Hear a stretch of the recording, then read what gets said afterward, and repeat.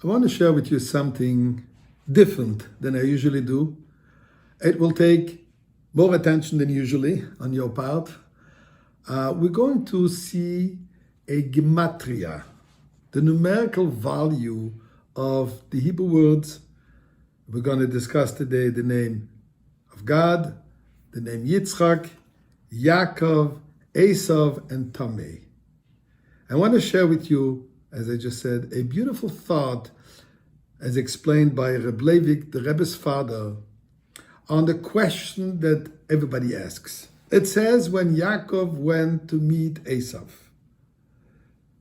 after sending gifts and finding out that Eissav is still coming to hurt him with 400 people, at the end it says, Pasuk says, V'hu avar lifneim, and Yaakov is in front of his entire family. Vayishtachu arzo sheva pa'omim. He bows, he prostrates himself 7 times in front of Eissav. Ad gishta adochev, until he came to his brother. Yaakov to bow to Eissav? Since when does Kedusha, holiness, godliness, bow to impurity to Eissav? Even in a moment of danger. And here is what Rabbi Yitzchak, the Rebbe's father, explains. Some commentators said that indeed Yaakov was punished for this. But from a Chassidic Kabbalistic perspective, it takes on a totally different meaning and a most magnificent concept. Let me show you here the numerical value. The first thing you have is Yitzchak. Yitzchak spelled Yud Tzadik Ches Kuf. Totals, as you see, 10, 90, 80, 100. Total 208. So the numerical value of Yitzchak is 208. I should have started with the first one.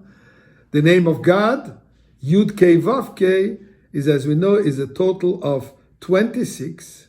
Now, when you take 8 times 26, one reaches the number 208. So Yitzchak times 8 corresponds to 208. Let us see what Yacov represents.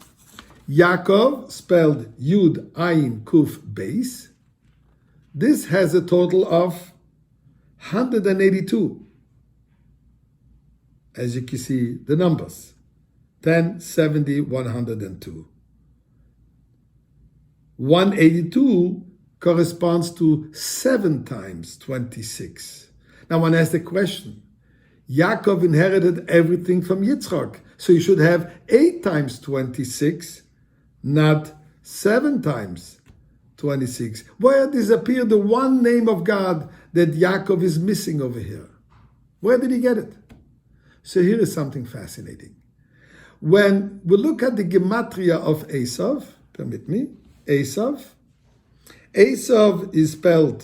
is written, I should say, Ayin Shin Vav, Ayin 70, Shin 300, Vav 6, total 376. Now, let's see where we're going with this. But Reb Leivik, in his brilliance, in his Kabbalistic brilliance as well as every other brilliance, take the word Tameh. Tameh, which means impurity. Tameh corresponds to 50, 9, 40, and 1. 7 times 50 is 350. When you add 1 time the name of God to the 7 times 50 to Eissav, it corresponds to 376. So Eissav, who is Tameh, who is impure, plus 7 times impurity, plus 1 time the name of God, is the total of 376. Says Reb Leivik, Yaakov knew that Eissav possesses 1 time the name of God. He was his brother. He was his offspring, a child of the same father and mother, his twin. So he did have within him the godly name, the godly spark. And Yaakov knows that this has to be revealed in Eissav.